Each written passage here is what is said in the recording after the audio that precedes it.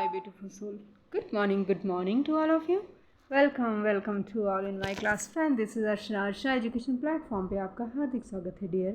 अगर आप चैनल पे नए हैं please subscribe the channel, like the video, share the video with your all friends and relatives, right, so that सब तक ये इन्फॉर्मेशन पहुंच जाए. बहुत ही इंपॉर्टेंट सीरीज़ हमारी चल रही है, NEP की सीरीज़ चल रही है. आप किसी भी टीचिंग एग्जामिनेशन में बैठ रहे हैं, हर एक एग्ज़ामिनेशन से रिलेटेड, ठीक, CTET, TET, CTET से लेकर सुपर टेट और TGT, PGT, PRT, मतलब फलाना ढिमकाना जो भी है, ठीक है ना, सबके लिए है, करेक्ट.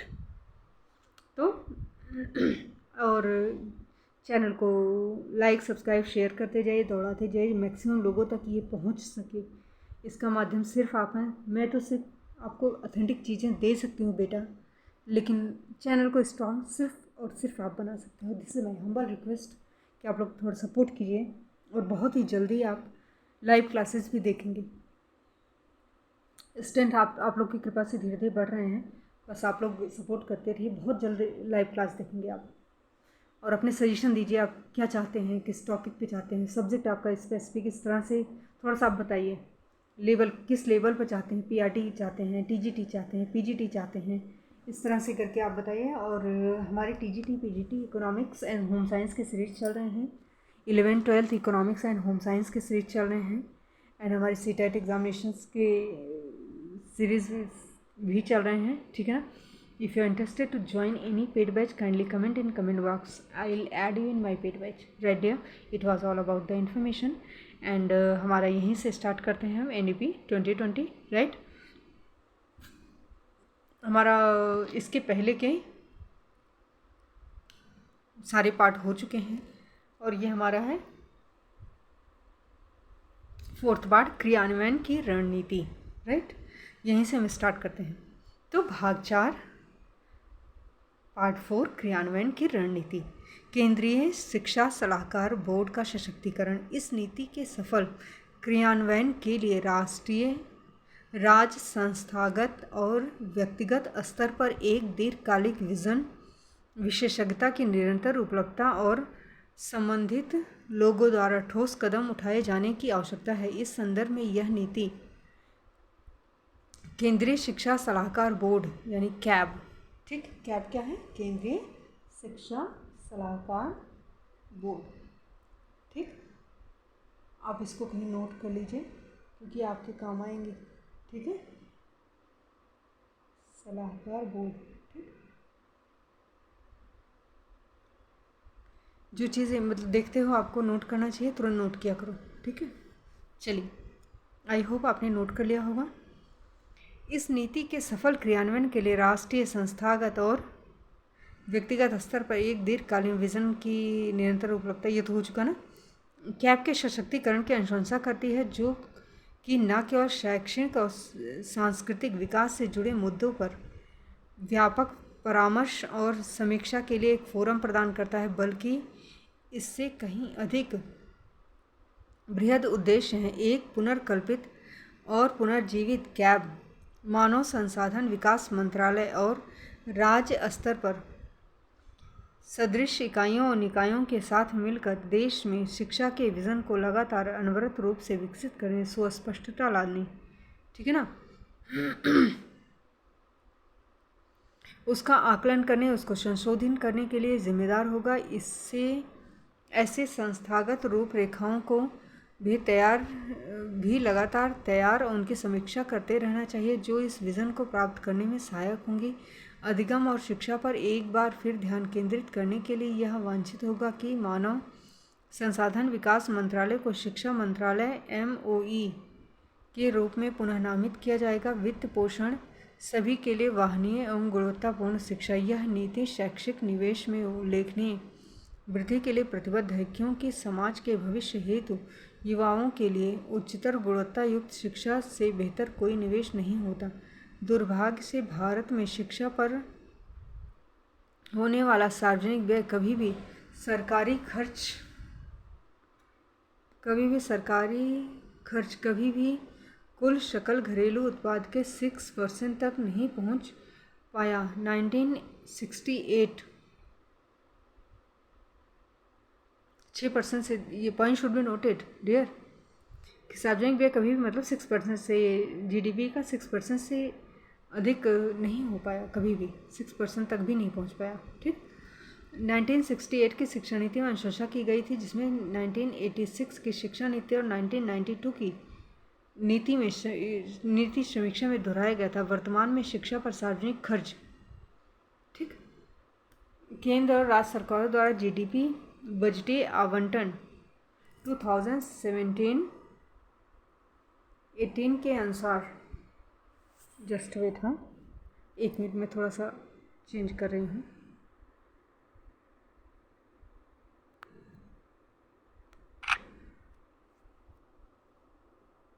पिक्चर्स आप क्लिक कर सकते हैं, आपको पूरा ऑप्शन है, ठीक है ना, और स्क्रीनशॉट लेके अपने पास रख सकते हैं। ये मैंने एग्जांपल जानबूझ के आपको दिखाया कि आप इस तरह से अपने उसमें सेव करके रख सकते हो। जो भी आपको इम्पोर्टेंट लगता है स्टॉप कीजिए वीडियो को और पिक्चर्स आप सेव कर लीजिए, ठीक, काम आएंगे। चलो, ये समझ में आ गया आपको? थोड़ा सा दोहराया गया। वर्तमान शिक्षा पर सार्वजनिक खर्च केंद्र राज्य सरकारों द्वारा जीडीपी, ठीक है, 17-18 के विश्लेषण द्वारा 4.43 के आसपास है और सरकारी व्यय का केवल 10% शिक्षा पर किया जाता है। इकोनॉमिक सर्वे 2017-18 का आंकड़ा अधिकांश शिक्षित विकासशील देशों से कम है। समझ पा रहे हो डियर? भारत में उत्कृष्टता के साथ शिक्षा के लक्ष्य को पाने के लिए तथा देश की अर्थव्यवस्था के लिए जुड़े लाभों की बहुलता के कारण यह शिक्षा नीति केंद्र तथा सभी राज्य सरकारों द्वारा शिक्षा में निवेश को पर्याप्त रूप से बढ़ाने का समर्थन करते हैं। केंद्र और राज्य शिक्षा क्षेत्रों में सार्वजनिक निवेश को बढ़ाने के लिए जीडीपी के 6% तक जल्द से जल्द पहुंचने के लिए मिलकर काम करेंगे। भारत के भावी आर्थिक, सामाजिक, सांस्कृतिक, बौद्धिक एवं तकनीकी उन्नति एवं विकास के लिए जरूरी उच्चतर गुणवत्तापूर्ण एवं समतापूर्ण सरकारी शिक्षा व्यवस्था के लिए शिक्षा पर इतना निवेश करना बहुत ही महत्वपूर्ण है। विशेष रूप से शिक्षा से जुड़े महत्वपूर्ण मदों संगठकों के लिए वित्तीय सहायता प्रदान की जाएगी, जैसे सभी शिक्षा की पहुंच सुनिश्चित करना, सीखने के संसाधन, पोषण, सहायता, विद्यार्थियों की सुरक्षा, स्वास्थ्य, शिक्षकों एवं कर्मचारियों की पर्याप्त संख्या, शिक्षकों का विकास, पिछड़े सामाजिक आर्थिक रूप से पिछड़े समूह के लिए समतापूर्ण उच्चतर गुणवत्ता की शिक्षा प्रदान करने के लिए किए जाने वाले प्रमुख प्रयास मुख्यतः बुनियादी सुविधाओं एवं संसाधनों संबंधी एकमुश्त खर्चों के अलावा यह नीति शिक्षा प्रणाली को विकसित करने के लिए वित्त पोषण हेतु निम्नलिखित महत्वपूर्ण दीर्घकालिक क्षेत्रों की पहचान करती है, जिन पर जोर दिया जाना चाहिए। फर्स्ट है गुणवत्तापूर्ण प्रारंभिक बाल अवस्था देखभाल शिक्षा का सार्वभौमिक प्रावधान, पढ़ने लिखने गणना करने की बुनियादी क्षमता, सभी कॉम्प्लेक्स क्लस्टर के लिए पर्याप्त उपयुक्त संसाधन, करेक्ट, भोजन एवं पोषण मुहैया कराना, नाश्ता एवं मिड डे मील जो होता है आपका, शिक्षकों के सतत एवं व्यावसायिक विकास में निवेश, उत्कृष्टता को पोषित करने के लिए विश्वविद्यालयों महाविद्यालयों में सुधार, शोध का विकास, प्रौद्योगिकी, ऑनलाइन शिक्षा का व्यापक उपयोग, शिक्षा के लिए सीमित मात्रा में उपलब्ध वित्त भी अमूमन जिला संस्थान के स्तर पर समय पर व्यय नहीं किया जाता, जिससे उस राशि के लक्षित उद्देश्यों को प्राप्त करने में कठिनाई होती है। अतः आवश्यकता उपयुक्त नीतिगत परिवर्तनों द्वारा उपलब्ध बजट के उपयोग में दक्षता बढ़ाने की है। वित्तीय प्रशासन एवं प्रबंधन इस बात पर ध्यान देगा कि निधियां आसानी से समय पर एवं उचित मात्रा में उपलब्ध हो और उसका व्यय ईमानदारी से किया जाए। प्रशासनिक प्रक्रियाओं को संशोधित एवं सुव्यवस्थित किया जाएगा ताकि संवितरण तंत्र के कारण अधिक मात्रा में अव्यवस्थित शेष न रह सके। सरकारी संसाधनों के कुशल उपयोग और धन की पार्किंग से बचने के लिए GFR, PFMS एवं सही समय पर आवंटन से संबंधित प्रावधान को लागू करने वाली कार्यान्वयन एजेंसियों के लिए जारी किया जाएगा। राज्य उच्चतर शिक्षा संस्थानों में प्रदर्शन आधारित वित्त पोषण का तंत्र तैयार किया जा सकता है। इस प्रकार SEDG के लिए निर्धारित धन के स्तंभ आवंटन और उपयोग के लिए कुशल तंत्र सुनिश्चित किया जाएगा। प्रस्तावित नवीन नियामक व्यवस्था, जिसमें भूमिकाओं का विभाजन एवं पारदर्शी स्वप्रकटीकरण, संस्थानों का सशक्तिकरण, स्वायत्तता, उत्कृष्ट एवं योग्य विशेषज्ञों के प्रमुख पदों पर नियुक्ति आज शामिल है, इससे वित्त के आसान एवं त्वरित पारदर्शी प्रभाव में मदद मिलेगी। यह नीति शिक्षा के क्षेत्र में निजी परोपकारी गतिविधियों को पुनर्जीवित करने, सक्रिय रूप से प्रोत्साहित करने और समर्थन करने की अनुशंसा करेगी, विशेष रूप से बजटीय समर्थन के अतिरिक्त जो अन्यथा उन्हें प्रदान किया गया होता है। कोई सार्वजनिक संस्थान शैक्षिक अनुभव को बढ़ाने के लिए निजी परोपकारी धन जुटाने की दिशा में पहल कर सकता है। इस नीति में शिक्षा के व्यावसायीकरण के मुद्दे से कई मोर्चों पर निपटने का प्रयास किया गया, किंतु सरल किंतु कठोर नियमन के दृष्टिकोण भी शामिल है, जो वित्त प्रक्रियाओं, कार्य पद्धति, उपलब्ध पाठ्यक्रम कार्यक्रम में पूरी पारदर्शिता के साथ स्वप्रकटीकरण, सार्वजनिक शिक्षा में पर्याप्त निवेश, सरकारी निजी सभी संस्थानों में अच्छे प्रशासन और तंत्र पर जोर देगा। इसी तरह ज़रूरतमंद अथवा योग्य वर्गों को प्रभावित किए बिना उच्चतर लागत वसूली के अवसरों का भी पता लगाया जाएगा। क्रियान्वयन किसी भी